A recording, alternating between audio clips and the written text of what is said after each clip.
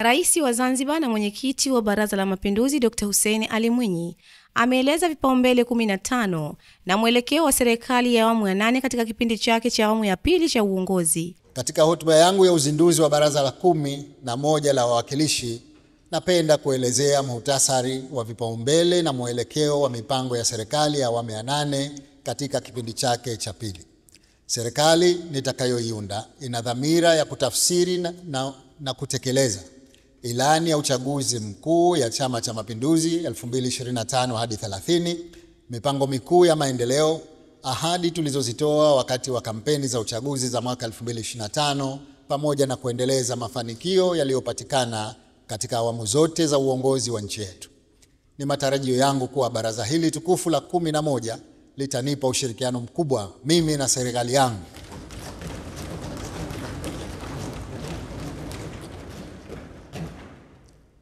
katika kufanikisha jukumu letu la kuwaletea maendeleo wananchi wa Zanzibar kwa mafanikio zaidi. Mheshimiwa Spika, kipaumbele muhimu cha serikali ya awamu ya 8 katika kipindi chake cha pili ni kuendelea kudumisha amani, umoja, mshikamano kama msingi mkuu wa maendeleo nchini. Ni dhamira yangu kuzidi kuwaunganisha wananchi wa Zanzibar kuwa wamoja bila ya kujali rangi, imani za kidini, jinsia, asili ya mtu au itikadi ya kisiasa, jambo ambalo litazingatiwa katika uteuzi wa viongozi na watendaji katika utumishi wa umma, pamoja na kuwapatia fursa mbalimbali wananchi wote na kuhakikisha wanafaidika na huduma za serikali kwa misingi ya usawa. Kufuatia hotuba hiyo, tulizungumza na baadhi ya wawakilishi katika baraza hilo. Wamesema hotuba ya rais imebeba matumaini kwa wananchi wa Zanzibar, hasa katika ukuaji wa maendeleo. Kwanza nichukue nafasi kumpongeza Mheshimiwa Rais kwa kutimiza majukumu yake ya kikatiba kuja kusimamia baraza.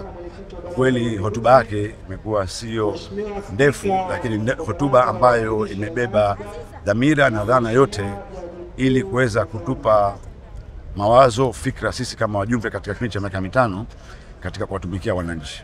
Lakini kubwa zaidi nimefurahia mimi mmoja kwa upande wangu ni hotuba, japokuwa kama imebeba maeneo yote mengi kuhusu mambo yanayogusa wananchi moja kwa moja.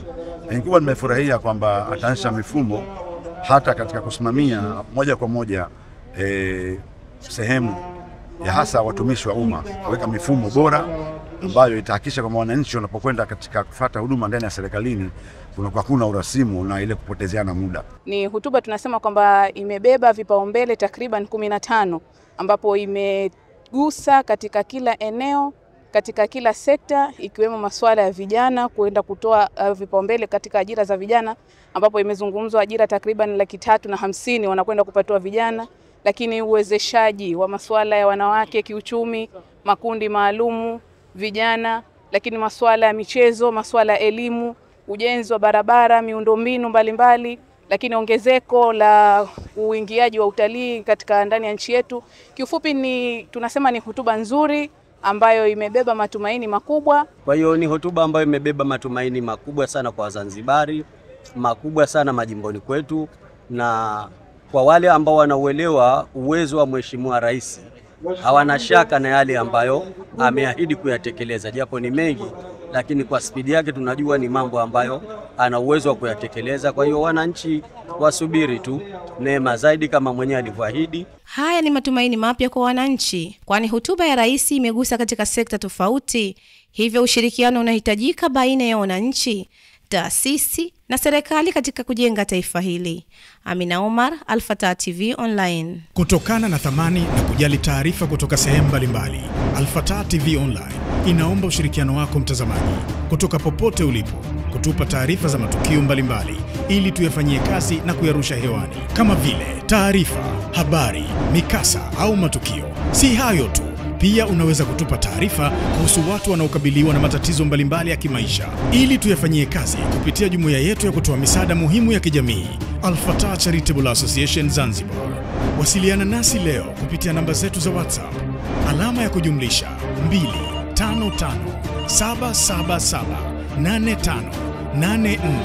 25577858490. Wasilisha kwetu leo, tuifikishe kwa jamii leo. Al-Fatah TV Online, dira ya umma.